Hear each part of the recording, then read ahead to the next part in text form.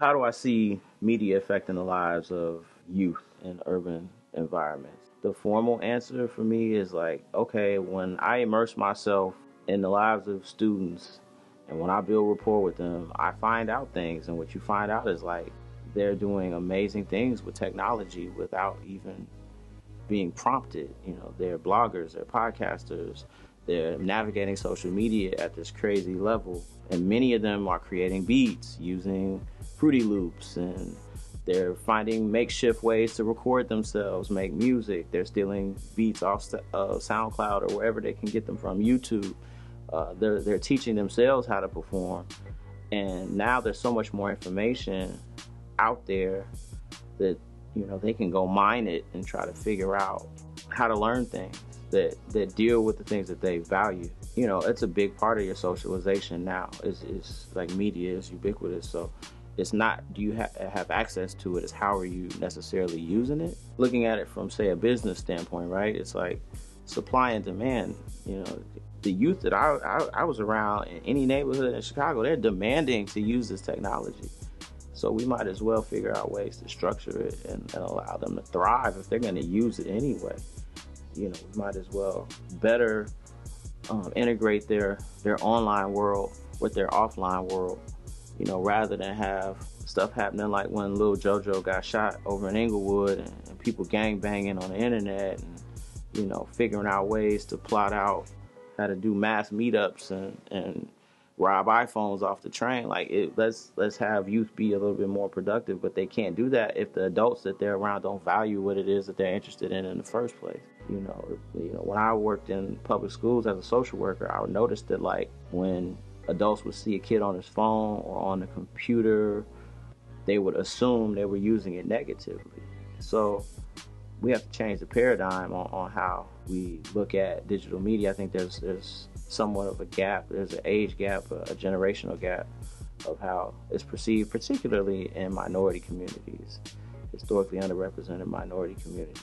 And that's kind of where I specialize in working, you know, with African American youth. If this is the shit that they love, then we have to supply it for them. It's either going to pass us up, and they're going to do it anyway, and it may get to a point where it's too far gone, or we can just listen to the kids, bro. You know, listen to the kids, listen to what they're saying, bring them back to reality and say, okay, well, this is what you want to do. This is how you structure it. This is how you approach it in a serious manner. And that's the long and short of it. If you were born after a certain time, you have a digital footprint. You know what I'm saying? Like, if you wanted to find out what I did in high school, you probably couldn't, because, you know, if you are 23 and under, you have a digital footprint whether you want one or not. You know, I could probably find out not only where you went to high school, I could probably get your social security number if I really wanted to. So it's just, we're in a different era. And so I think that, you know, in the public school system particularly, they've been neglecting this because they just don't have time for it. When I talk to principals, when I talk to teachers, they want to innovate, but they spend so much time just trying to sustain, just trying to meet standards that may be unrealistic and may not be pushing the needle. They're just trying to meet a bar so they can keep their jobs. They're trying to get kids to take a test and meet a certain score, and that's literally their job. Their job is on the line with the test scores. I'm working right now with a program that does songwriting and music production, and like, when it comes time for the test, I can't observe. Why can't I observe? Because the class has been put on hold until test scores are done, you know, until test prep is done, until everything is in order. And that says something. That means they don't really value the class enough to think that the stuff that they're learning in this venue contribute to their academic outcome.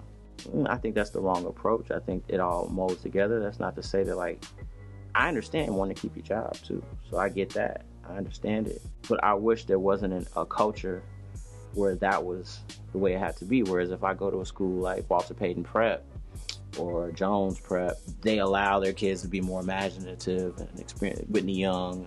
There's a bunch of different, you know, schools, but these are selective enrollment public schools that their kids are already performing at a certain level. So the environment and the culture is different. The teachers are more accepting of innovation and sometimes are pushing the envelope themselves.